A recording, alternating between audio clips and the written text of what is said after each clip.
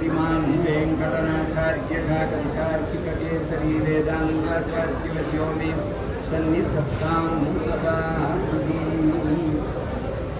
सारस्वतानां शिखरिपणितिः शान्तिविक्रान्तिशाखी सारस्वतानां शिखरिपणितिः शान्तिशुद्धान्तसीमा मायामिनीभिः स्वगुणविततिभिः बन्धयन्तीं धयन्ती पारम्परीतः भवजलधि भवन्मज्जनानां जनानां प्रत्यक्षयेन्नः प्रियसरमासन्निधानं निधानम् महादेशिकर நம்மாழ்வாருடைய திராவிட வேத சாகரமான வைபவத்தை எல்லாவற்றையும் பூர்ணமா 130 ஸ்லோகங்களில ஆச்சரியமாக சங்கிரகப்படுத்தி சாதிக்கிறார். இந்த திவ்யமான பிரபந்தங்களுடைய ஏத்தத்தை சாதிக்கிற போது திருவாய்மொழி எப்பேற்பட்டதுன்னா சரஸ்வதியினுடைய விலசிதமான சகல சாஸ்திரங்கள் என்னுண்டோ அத்தனை சாஸ்திரங்களிலையும் பரமசிரேஷ்டமானது திருவாய்மொழி அப்படிங்கிற சாரஹா சாரஸ்வதானாம் அப்படின்னு சாதிச்சார். சகல சாஸ்திரங்களுடைய சாரமும் பூர்ணமா தெரியணும்னா திருவாய்மொழியில தான் தெரியும் அப்படின்னு சாதிக்கிறார். சாந்தி அப்படிங்கிற ரசத்துக்கு இது வீடாக எல்லா ரசங்களும் கூட சாந்தியில தான் பர்யவசானம் கொள்றது. சமார்த்தம் சர்வசாஸ்திராணி ஹிதானி மனிஷிபிகி அப்படின்னு எல்லா சாஸ்திரங்களையும் எம்பெருமான் கொடுத்ததே எல்லோரும் சாந்தமா இருக்கிறதுக்காக. அந்த சாந்திங்கிற ரசத்துக்கு இது வீடாக இருக்கு.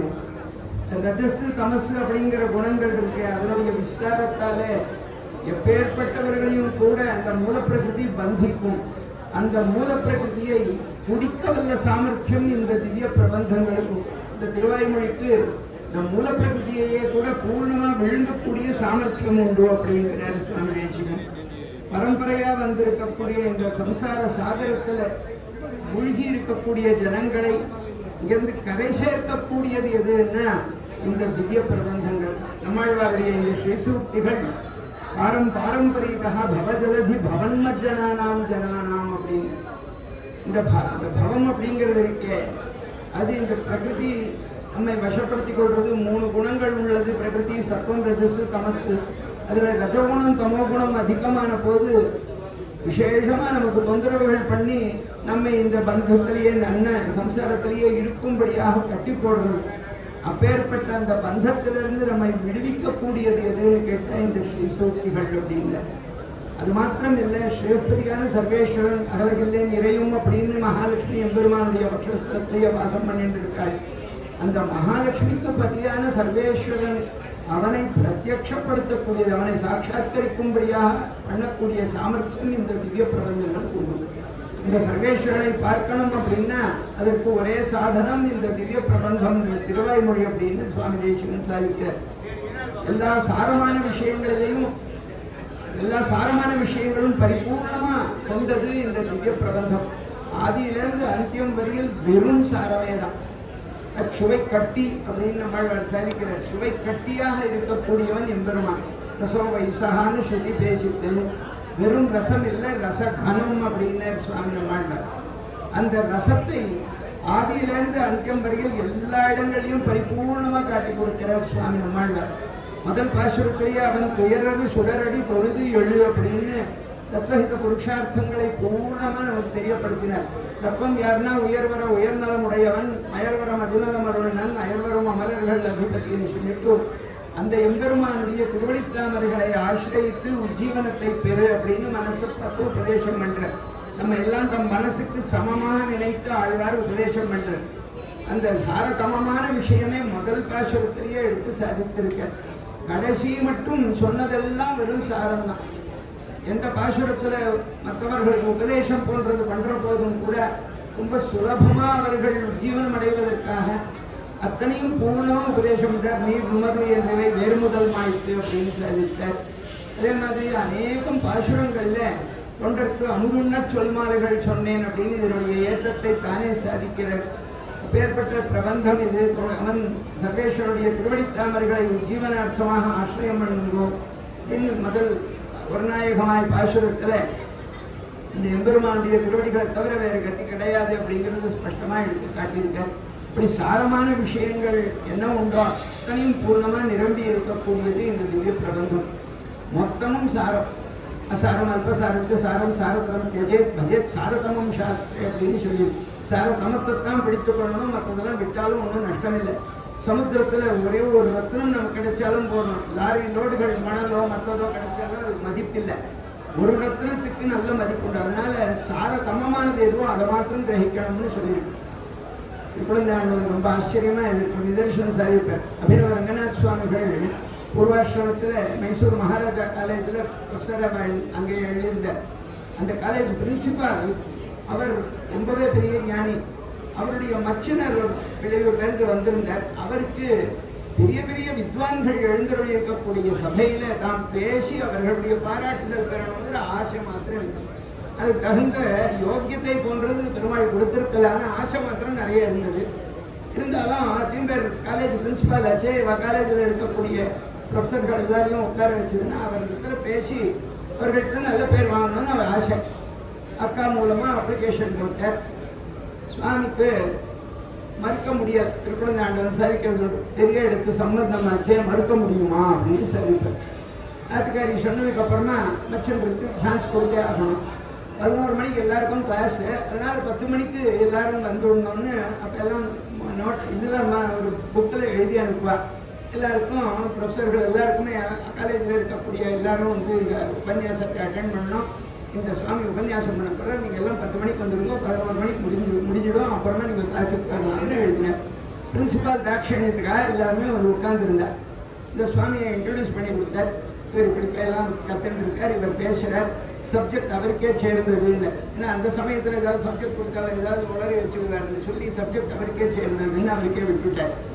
இவர் ஆரம்பிச்ச போது அசாரம் அல்பசாரத்து சாரம் சாரதரம் திஜேத் பஜேத் சாரதரம் சாஸ்திரன்னு சொல்லிவிட்டு இந்த ஸ்லோகத்தை சொல்லிட்டு இதையே இந்த தினம் உபன்யாசத்துக்கு விஷயமாக்கிக் கொள்கிறோம் அப்படின்னு சொல்லி ஆரம்பித்தார். முதல் பதங்கள் எல்லாம் சொல்லிவிட்டு அப்புறமா பதங்களுக்கு அர்த்தம் சொல்றதுக்கு ஆரம்பித்தார். அசாரம் அப்படின்னு முதல் பதம். அந்த பதத்துக்கு ஒரு விசாரமாக எடுத்து சாதித்தார்.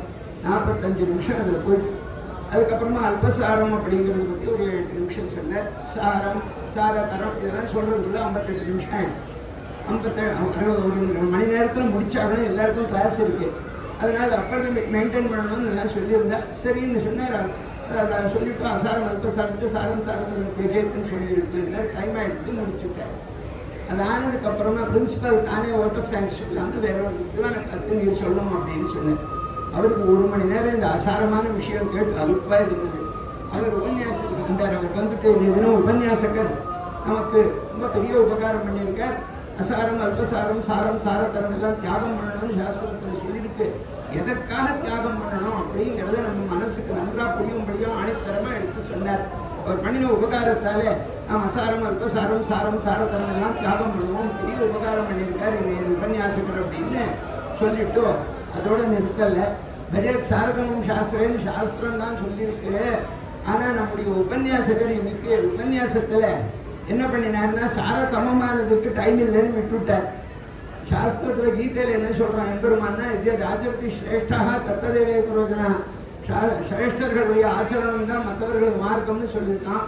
இவருடைய ஆச்சரணத்தை நாம் கடைபிடித்தார். ஏன்னா சாரதமத்தையும் தியாகம் பண்ணலன்னு அவர் தியாகம் பண்ணாரோ இல்லையோ. அதனால 1 மணி நேரம் வியர்த்தமாக்குறது எப்படின்னு தெரிஞ்சதுன்னு சொல்லிட்டு கலந்து போயிட்டார். அலுப்பா இருந்தது அவருக்கு.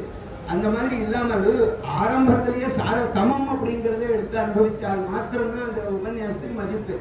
ஆண்டாள் முதல் பேச பதமே மார்கழின்னு சாதிக்கிறார். இந்த மார்கழி உபாயத்தையும் சொன்னோம் உபேயத்தையும் சொன்னோம். இங்கேயும் சுவாமி நம்மாழ்வார் அவன் பேரரை சுடனடி பொழுது எழு அப்படின்னு சொல்லி சகாயாச்ச சுசித்தேகே ஸ்வயமிக கரணம் ஸ்ரீதராக பிரத்யபாதின்னு சுவாமி தேசிகன் சாதிக்கிறார். அவன் திருவடிகளை அடைவதற்கு அவன் திருவடிகளே வழி. மீன்ஸும் அதே தான். அடைய வேண்டிய இடமும் வழியும் அவனே தான் அப்படின்னு நெறி வாசல் தானேயாய் நின்றான் அப்படின்னு சாதிக்கிறது எல்லாம் ரொம்ப அழகா எடுத்து சாதிக்கிறார். இது சாரஸ்வத்தமான சாரங்களில் பரம சாரமாக இருக்கக்கூடியது இந்த திவ்ய பிரபந்தம் அப்படிங்கிறத ரொம்ப ஆச்சரியமா அனுபவித்தாயிருக்கார்.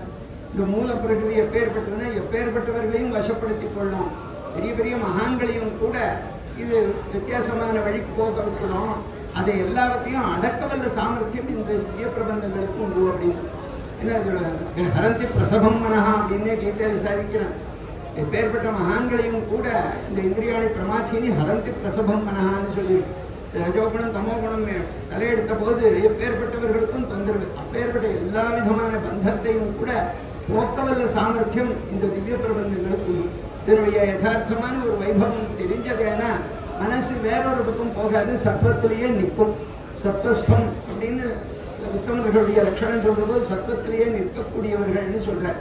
அதோட தத்ராசோ சத்வ சீமனா ஷடமுதன் முனேகே சம்முட்டா சார்வபூமின்னு இது நம்மாழ்வாருடைய திருவாய்மொழி எப்பேற்பட்டதுன்னா சாத்விகமான சம்ஹிதைகள்ல சார்வபௌமஸ்தானத்தில் நிற்கக்கூடியது. சுவாமி தேசிகனுடைய இதனுடைய ஏற்றத்தை ரொம்ப ஆச்சரியமா சாதித்திருக்கார். சுவாமி தேசிகனுடைய அந்த வழியை நாம் பார்த்தது. ஏன்னா திவ்ய பிரபந்தங்களை காட்டிலும் வசந்ததான உத்தமமானது இன்னொரு பிரபந்தம் கிடையாதுன்னு சொல்லியிருக்கு. இதில் ஈடுபட்டவர்களுக்கு இந்த பிரகிருதி எந்த விதமான பாதையும் பண்ணாது அப்படிங்கிறதையும் எடுத்து காட்டுறார். ரொம்ப ஆச்சரியமான பிரபந்தங்கள் சுவாமி நம்மாழ்வாருடைய பெருமைகள். அந்த சுவாமி தேசிகன் ரொம்ப ஆச்சரியமான 130 ஸ்லோகங்களில் தண்டோபனிஷத் தாற்பரிய ரத்னாவளியில் சங்கரப்படுத்தி சாதிச்சிருக்க. இந்த பெரிய திருமல நம்பிகள் அவருடைய குமாரனான திருப்புரகை பிரான் பிள்ளான் அவர்கள் பண்ணின பெரிய உபகாரம். இதற்கு முதல் வியாக்கியானம் சாதித்தது திருப்புரகை பிரான் பிள்ளான் ஞானபுத்திரரான அவர் மூலமாக திவ்ய பிரபந்தங்களுக்கு நம்மாழ்வார் ராமானுஜர் வியாக்கியானத்தை பண்ணி வச்சார். ஏற்பட்ட மகான்களுடைய அந்த மகானுடைய திருநக்ஷத்திர மகோத்சவத்தில் திருமல் நம்பியருடைய திருநக்ஷத்திர மகோத்சவத்தில் அவருக்கு ரொம்ப பிரியமாக இருக்கக்கூடிய இந்த கிரந்தங்களை பற்றி எல்லாரும் பெரியவா ரொம்ப ஆச்சரியமா பேசி அவர்களுக்கு மகிழ்ச்சி உண்டு பண்ணியிருக்கா. வேறுபட்ட உத்தமமான காரியங்கள் மேலும் மேலும் நடக்கணும். இதில் அடியேனும் கலந்து கொள்வதற்கு அவகாசம் பண்ணி கொடுத்ததுக்கு கிருத்தகீதைகளை சொல்லிட்டு இந்த பச கைங்கரியத்தை பகவத் அர்ப்பணம் பண்ணி கொடுத்து கவிதார்க்கிக சிம்ஹாய கல்யாணோஷாலே ஸ்ரீமதே வெங்கடேஷாய வேதாந்த குரவே நமः ஸ்ரீமதே நிகமாந்த மகாதேசிகாய நமः ஸ்ரீமதே வேதாந்த ராமானுஜ மகாதேசிகாய நமः.